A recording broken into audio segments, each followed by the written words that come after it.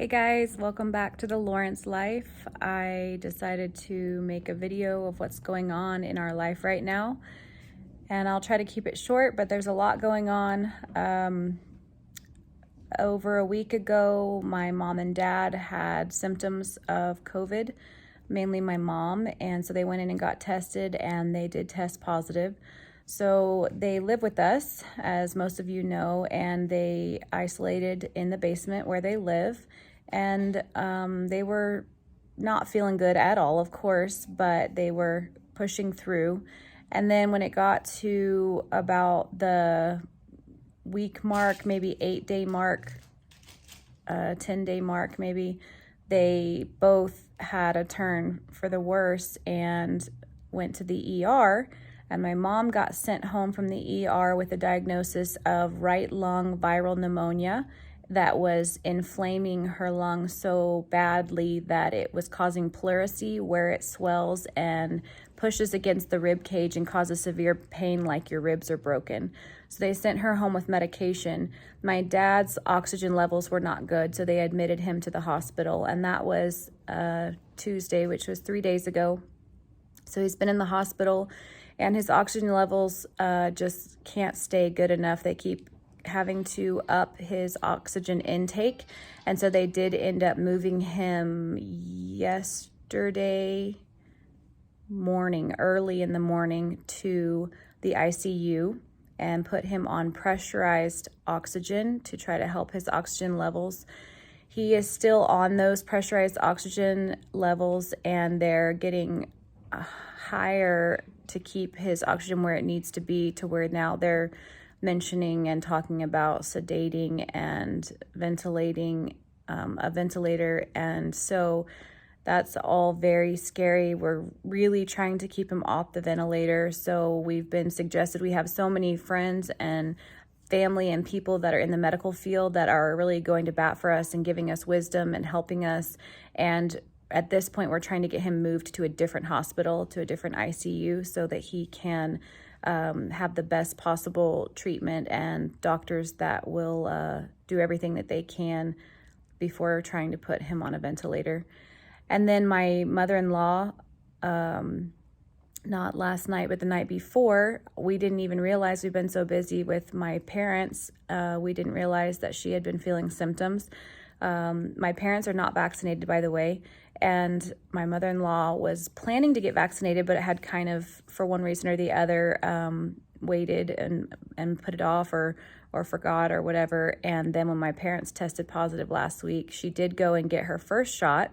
So then when she started feeling symptoms, she thought it was from the shot.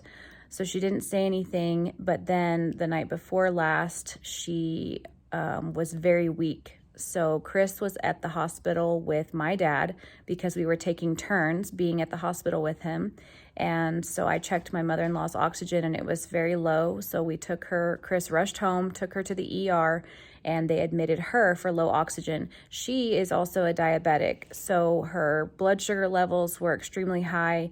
And so now they're treating her. They did move her last night to the ICU because her blood sugar levels were so high, reacting to the steroids that they're giving her for the COVID. So it's a big mess on that side. So that's adding a whole nother dynamic that's challenging when they treat one thing, then another thing spikes or lowers, and so they're just trying to treat everything simultaneously the best they can. And then on the first day that I was at the hospital with my dad, which was about 4 days ago, Chase, I had told all the kids to tell me if they felt anything, and so when I got home from the hospital, Chase said he had been coughing that day, but it just sounded like an itchy, dry cough, and so I thought maybe it was his allergies. So I gave him allergy medicine. Then the next day, I came home from the hospital, and he said, I was still coughing a lot today, so I gave him more allergy medicine.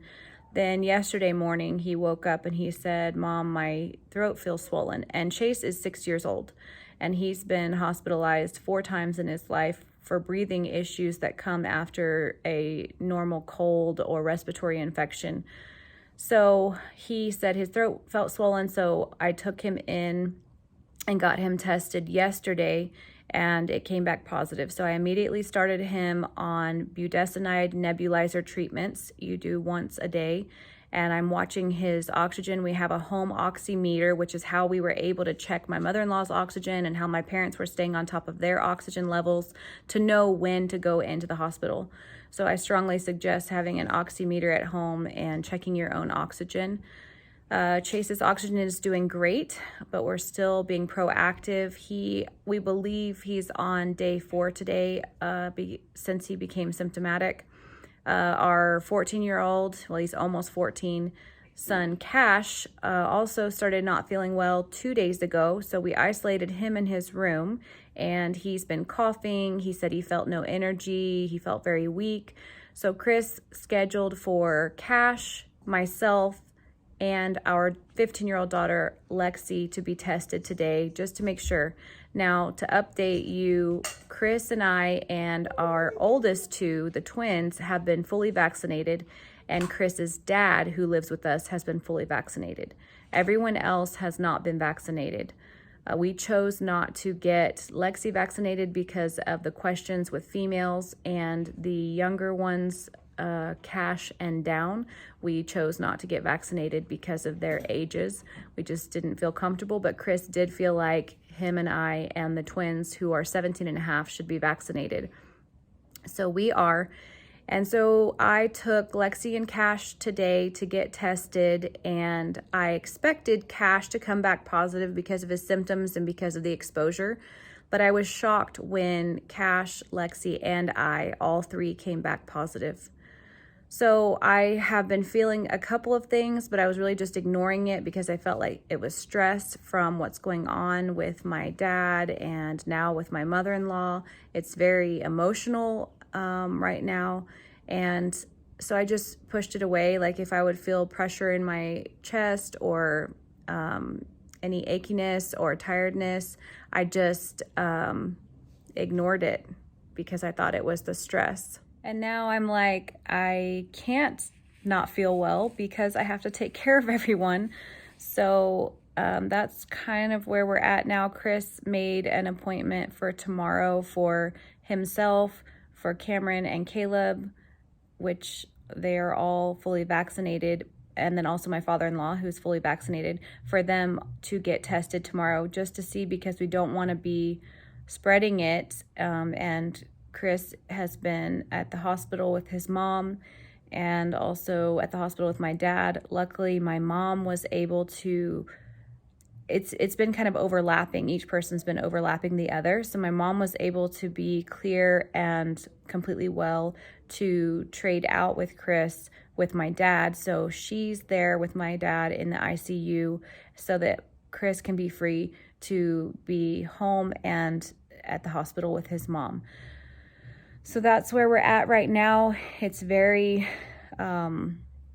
crazy, and the updates from the hospital just keep coming. Like, things change so quickly. You think, Chris and I were just on the phone, and you think that things are going okay, so you leave your parent, and then you get an update that, oh, their oxygen went down, we had to move them to the ICU, or we had to up their oxygen, or their blood sugar went sky high and we need to do a new treatment. And then they're saying that day 8 through 12 are the worst days, and that's right where my dad and my mother-in-law are sitting right now, is right in that window.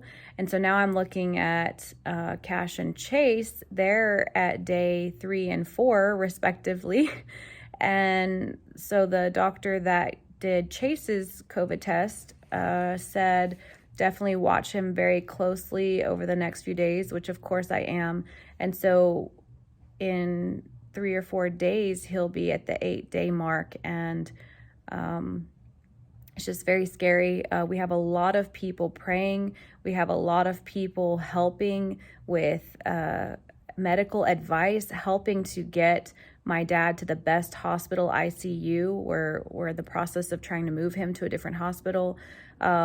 Just amazing favor that's showing up to help us during this time.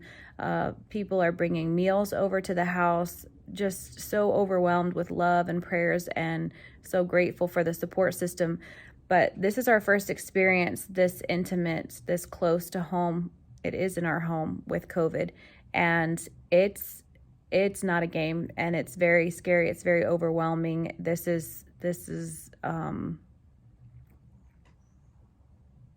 it's just crazy. I don't have words, and I'm glad that I haven't broke down on this video because it's very emotional, and but we appreciate everything that people are doing.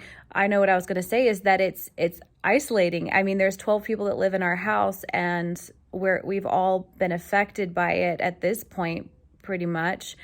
And people want to help, family wants to help, friends want to help, and they're helping the best they can. But with COVID, you have to isolate. So it's different than anything else that we've ever experienced.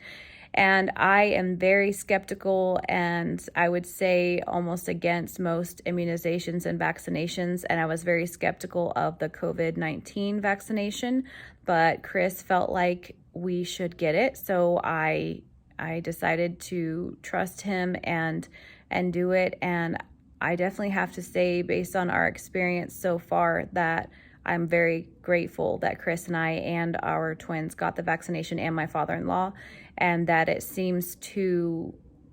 clear that it doesn't keep you from getting it, but it seems to help with the symptoms and how bad it can get.